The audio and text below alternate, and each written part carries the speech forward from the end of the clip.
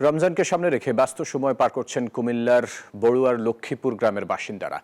বংশ পরম্পরায় হাতে মুড়ি ভাজার ঐতিহ্য ধরে রাখায় বর্তমানে মুড়ির গ্রাম নামে পরিচিত এই গ্রাম। কুমিল্লা প্রতিনিধি HM মহিউদ্দিনের পাঠানো তথ্যছবি নিয়ে ডেস্ক রিপোর্ট। কুমিল্লার বরুড়া উপজেলার লক্ষ্মীপুর গ্রাম। সকাল থেকে সন্ধ্যা পর্যন্ত এখানকার ছেলে বুড়ো গৃহবধূরা ব্যস্ত থাকেন হাতে ভাজা মুড়ি তৈরির কাজে। আর রমজানে ব্যস্ততা বেড়ে যায় কয়েক গুণ। লক্ষ্মীপুর গ্রামের 40টি পরিবার প্রজন্ম ধরে হাতে মুড়ি ভাজার কাজ করে আসছেন। গৃহস্থলীর চুলায় গরম বালুতে ভাজা হয় চাল, আর সেখান থেকেই তৈরি হয় সুস্বাদু মুড়ি। নারীরা ভাজা মুড়ি তৈরি করেন, আর পুরুষরা তা চালনিতে ছেঁকে পরিষ্কার করে বাজারজাত করেন। বিভিন্ন জায়গায় প্রোডাকশনে তাদের টাকা দিয়ে আমরা মালটা বাজাই এনে আমরা এখানে। এই ঈদে জামা জুতো অ্যাক্সেসরিজের ডিসকাউন্ট।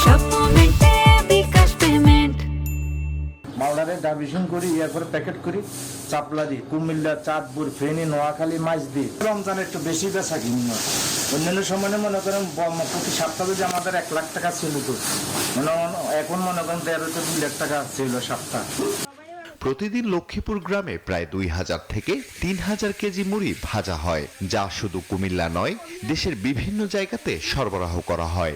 স্থানীয় ব্যবসায়ীরা বলছেন, বছরের অন্যান্য সময়ে প্রতি মাসে 5 লাখ টাকার মুড়ি বিক্রি হলেও রমজান মাসে চাহিদা বেড়ে তা 20 থেকে 25 লাখ টাকায় পৌঁছায়। প্রজন্মের পর প্রজন্ম ধরে লক্ষ্মীপুর গ্রামের মানুষ মুড়ি ভাজার ঐতিহ্যকে টিকিয়ে রেখেছেন। এটি শুধু তাদের সংস্কৃতির অংশই নয়, বরং জীবিকার অন্যতম মাধ্যমও, যা এই গ্রামবাসীর অর্থনৈতিক উন্নয়নে গুরুত্বপূর্ণ ভূমিকা রাখে।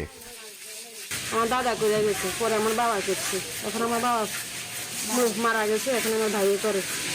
আমাদের বাপ চাচা যারা আছে, আমার দাদারা ঐতিহ্য হয়েছে আমাদের মুড়ি ব্যবসা। এটাকে আমরা টিকিয়ে রাখতে হিমশিম খেতেছি। বর্তমান আধুনিক যুগে মেশিনে মুড়ি উৎপাদন হলেও হাতে ভাজা এসব মুড়ির স্বাদ অতুলনীয়। Desk report, news 24।